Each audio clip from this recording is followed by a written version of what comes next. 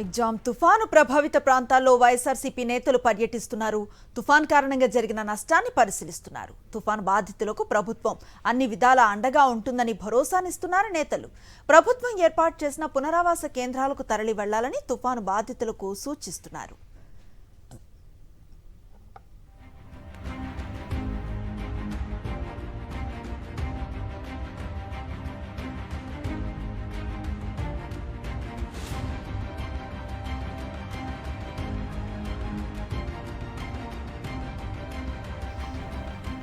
బంగాళాఖాతంలో ఏర్పడిన మిగ్జామ్ తుఫాను ఏపీపై తీవ్ర ప్రభావాన్ని చూపింది. తుఫాను కారణంగా రాష్ట్రంలో భారీ వర్షాలు కురుస్తున్నాయి. వర్షాల కారణంగా పంట పొలాలు తీవ్రంగా దెబ్బతిన్నాయి. ఆరబెట్టిన ధాన్యం రాసులు తడిసి ముద్దయ్యాయి. తూర్పుగోదావరి, గుంటూరు, అనకాపల్లి, విజయవాడ, ఎన్టీఆర్, కాకినాడ జిల్లాల్లో మిగ్జామ్ అత్యధికంగా ప్రభావాన్ని చూపింది.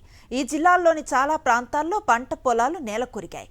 మరిన్ని ప్రాంతాల్లో అరటి, మిరప తోటలపై తుఫాను ప్రభావం తీవ్రంగా ఉంది.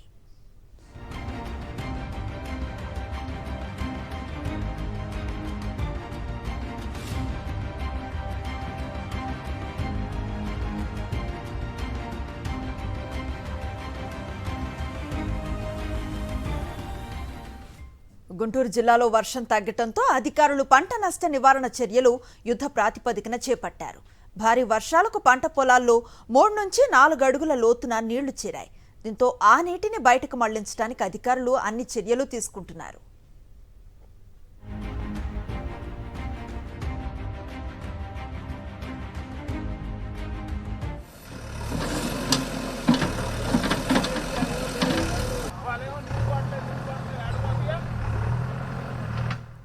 మరిన్ని వివరాలు మా ప్రతినిధి అశోక్ అందిస్తారు.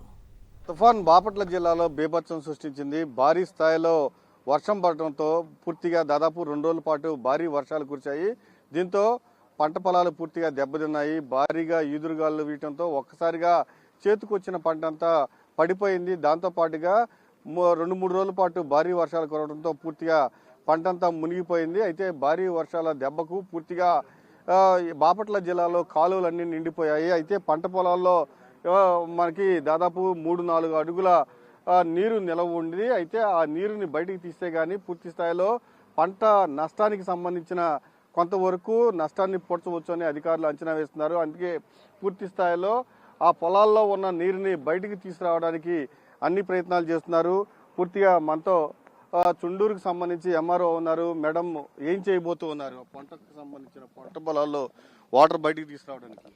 చుండూరు మండలం తహసీల్దార్ సార్, ఇప్పుడు మాక్సిమం మా దగ్గర 3700 హెక్టార్లు కూడా ఈ భారీ తుఫాన్ వల్ల కూడా నష్టపోయింది. అంటే నష్టపోయింది ఇన్ ద సెన్స్ పంట కూడా నీట మునిగింది. నీట మునగడం వల్ల కొంచెం ఎంతవరకు అనేది అసలు మనం ఈ పంటలో మనం ఎంతవరకు బయటికి తీసుకురాగలం, బయటికి తీసుకురావడానికి మనం ఏ విధంగా చర్యలు తీసుకోవాలనేది మా డిస్ట్రిక్ట్ అడ్మినిస్ట్రేషన్ మాకు ఆదేశించున్నారు సార్. దాని ప్రకారం ఫస్ట్ మేము ఏం చేస్తున్నాము అంటే ప్రొక్లైనర్ సహాయంతో మేజర్ డ్రైన్స్ ఏవైతే ఉన్నాయో అక్కడ ఎక్కువ మాక్సిమం ఈ వర్షానికి ఎక్కడ చెట్లు పడిపోయి అట్లా అబ్స్ట్రక్షన్స్ ఫామ్ అయి ఉన్నాయి. ముందు అవి క్లియర్ చేస్తే డ్రైన్ లో వాటర్ అనేది ముందు బయటికి వెళ్ళడం జరుగుతుంది. ముందు డ్రైన్ లో వాటర్ బయటికి వెళ్ళిన తర్వాత పంట పొలాల నుంచి మార్గాలు చేసుకుని డ్రైన్ లో కలిపేది మాకు చెప్పి ఉన్నారు మాకు డిస్ట్రిక్ట్ అడ్మినిస్ట్రేషన్. ఆ విధంగా మేము ప్లాన్ చేయడం జరిగింది సార్. ఆ ప్లాన్ లో భాగంగానే ఈ రోజు ఇక్కడ ప్రొక్లైనర్ తో మేము ఈ డ్రైన్ బాగు చేయించడం జరుగుతుంది. తర్వాత ఎనర్జీ మా ఎంపీడీఓ గారు కూడా ఉన్నారు నా పక్కన. ఎంపీడీఓ గారు కూడా అంటే వాళ్ళకు వచ్చిన ఆదేశాలు ఏంటంటే ఎన్ఆర్ఈజే స్టాఫ్ ద్వారా ఎక్కడెక్కడైతే మనం యాక్చువల్ చేత్తో అంటే ఉపాధి హామీ కూలీల ద్వారా ఎక్కడైతే మనము క్లియర్ చేయించగలుగుతామో అక్కడ ముందు చేయించి అట్లా కూడా అబ్స్ట్రక్షన్స్ అయి తీసేస్తే ముందు ఈ మెయిన్ డ్రైన్ క్లియర్ చేసుకుంటే పంట పొలాల నుంచి వచ్చే మురుగునీరు ఏదైతే ఉందో అవి ముందు ఈ డ్రైన్ లో కలుపుతారు సార్. దాని గురించి మేడం గారు మీకు ఎక్స్ప్లెయిన్ చేస్తారు. మేడం, ఎంత మందిని నియమించారు, ఎలా జరుగుతున్నాయి పనులు? నేను చుండూరు ఎంపీడీఓనండి మాట్లాడేది. ఈ మించింగ్ తుఫాను వలన కూడాను మా చుండూరు మండలం ఎక్కువగా కూడాను ప్యాడీ ఎక్కువగా ఉంటుంది. అది కూడా హార్వెస్టింగ్ స్టేజ్లో ఉన్నది.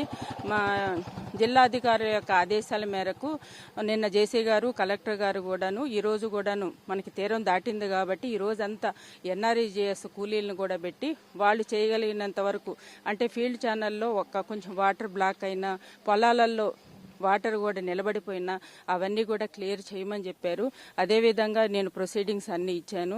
గ్రామ స్థాయిలో ఇప్పుడైతే మన సచివాలయం సిబ్బంది, వాలంటీర్లు, ఎన్ఆర్ఈజేఎస్ కూలీలతో కూడాను ఒక టీములుగా ఏర్పాటు చేసి అన్ని పంచాయతీల్లో కూడా వర్క్ జరుగుతుంది. కెమెరామెన్ భాషతో అశోక్, సాక్షి టీవీ, బాపట్ల జిల్లా.